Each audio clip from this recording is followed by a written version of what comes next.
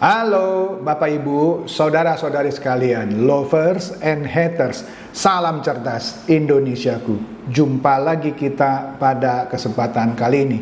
Bagi Anda yang belum subscribe channel saya, silakan subscribe channel saya. Tekan loncengnya agar Anda dapat notifikasi setiap kali saya mengupload video-video saya.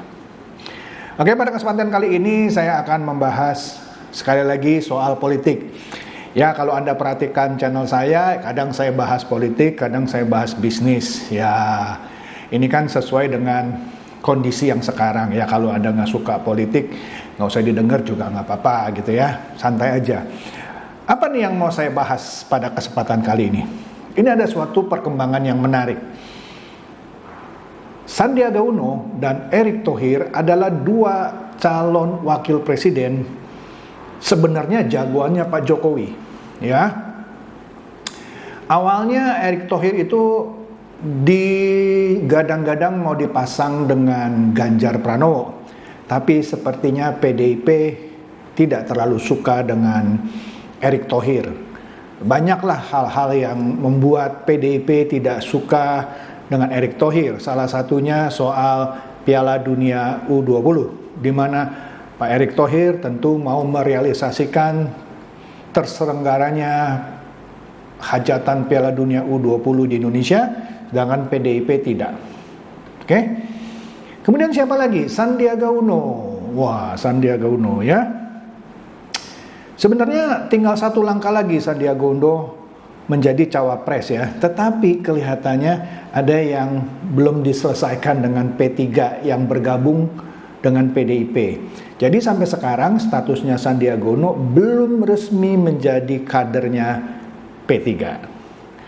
Kalau belum resmi menjadi kadernya P3, meskipun di awal keras terdengar bahwa dia akan masuk P3, tapi kenyataannya terakhir malah bilang mau berjuang lagi bersama dengan orangnya, dalam hal ini PKS, sepertinya dia gagal masuk P3. Kalau dia gagal masuk P3, apa yang membuat dia menjadi cawapresnya Ganjar Pranowo?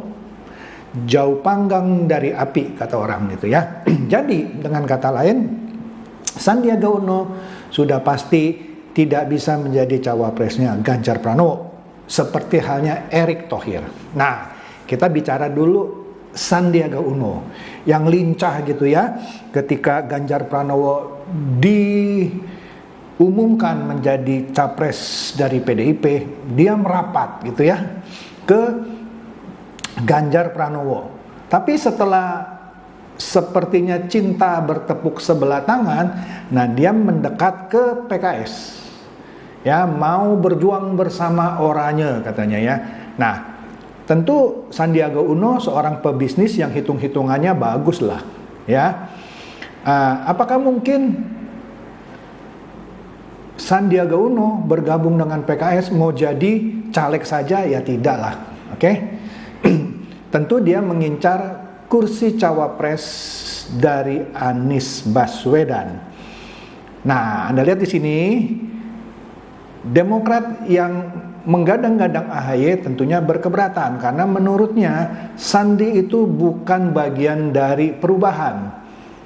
Ya, kan kalau koalisi Indonesia Perubahan kan ada Nasdem, Demokrat dan PKS mau merubah ya Indonesia, sedangkan Sandi ini dianggap status quo. Bagaimana mungkin bergabung? Ya, kata orang Demokrat, selain orang Demokrat juga menjagokan AHY pastinya.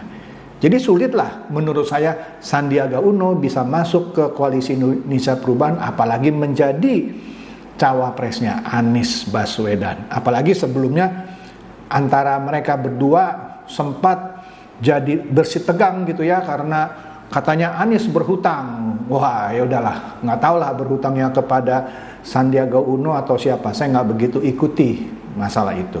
Oke, itu soal Sandiaga Uno yang menurut saya game over. Kecuali terjadi keajaiban yang kita nggak tahu ya. Tapi kalau menurut analisa saya, Sandiaga Uno game over untuk cawapres manapun, apalagi masuk cawapresnya Prabowo Subianto. Orang dia sudah meninggalkan Gerindra, kok bisa menjadi cawapresnya Prabowo Subianto? Akhirnya game over. Oke? Bagaimana dengan Erick? Erik sudah pasti berat untuk masuk PDIP. Apakah dia bisa menjadi cawapresnya Prabowo Subianto? Nah, ini menarik. Dengar punya dengar, memang Pak Jokowi berkeinginan memasangkan Erick Thohir ke Pak Prabowo. Karena Erick Thohir ini tanda kutip dibawa atau digadang-gadang oleh PAN. Nah, PAN sendiri sampai sekarang belum menyatakan sikapnya apakah bergabung dengan KKIR, Koalisi Kebangsaan Indonesia Raya yang dikomandani oleh Gerindra. Sampai sekarang dia belum menunjukkan ketegasannya mau ikut PDIP atau mau ikut Gerindra. Jadi kalau dia belum firm masuk bergabung dengan Gerindra, bagaimana mungkin dia menyodorkan Erick Thohir? Pak Prabowo pun tidak bisa didikte oleh Pak Jokowi, menurut saya. Mohon maaf kalau Anda tidak setuju, ya. Kenapa? Karena di kubunya Gerindra dan PKB juga ada masalah. Masalahnya sederhana sih, tapi sulit pemecahannya. Jadi begini loh. Kemungkinan besar Golkar itu tidak akan berkoalisi dengan PDIP. Koalisi terdekat dari Golkar adalah Gerindra dan PKB. Apalagi Caimin dan Airlangga Hartarto sudah sering bertemu. Nah, masalahnya kan Gerindra pertama kali mengumumkan koalisi dengan PKB ya. Dan PKB juga sudah menyodorkan Caimin sebagai cawapresnya Pak Prabowo. Sudah dipastikan kalau Golkar pun bergabung, tidak mungkin Airlangga Hartarto menjadi capres dari koalisi ini. Karena elektabilitasnya jauh di bawah Pak Prabowo. Oke, sudah pasti capresnya Pak Prabowo. Nah, tinggal wakilnya. Nah, Golkar kan selama ini bilang keputusan umum sidang mereka lah, whatever namanya itu, Airlangga Hartarto harus jadi capres. Tapi kali ini nggak mungkin dia jadi capres, harus Pak Prabowo. Golkar bisa menggolkan Hartarto menjadi capres kalau dia menarik PAN bikin poros keempat. Kan PAN belum menentukan sikap. Pertanyaannya, apakah PAN mau berkoalisi dengan Golkar berdua saja, meskipun bisa ya, karena secara jumlah kursi parlemen Golkar ditambah dengan PAN itu lebih dari 115 dan bisa membentuk koalisi sendiri. Rasanya kecil.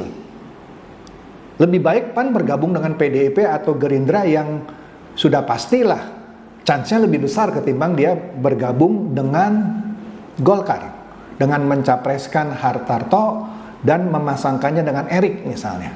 Kecil kemungkinannya. Begitu juga kalau Golkar coba-coba membuat koalisi hanya dengan PKB. Dia menggandeng Caimin sebagai cawapres, sehingga kan Caimin terhibur nih ya. Wah, jadi gue cawapres. Nah, Golkar pun terhibur.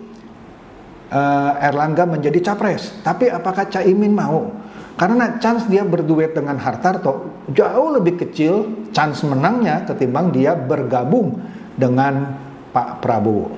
Tetapi kalau dia bergabung dengan Pak Prabowo, saingannya adalah Airlangga Hartarto. Di sini Pak Prabowo punya pilihan sulit. Apakah dia mau pilih Caimin ataukah dia mau pilih Airlangga Hartarto? Menurut saya, ya. Yang sudah kita ketahui agak sulit dan agak tidak bisa diterima oleh Golkar jika Pak Prabowo tidak memilih Airlangga Hartarto menjadi cawapresnya.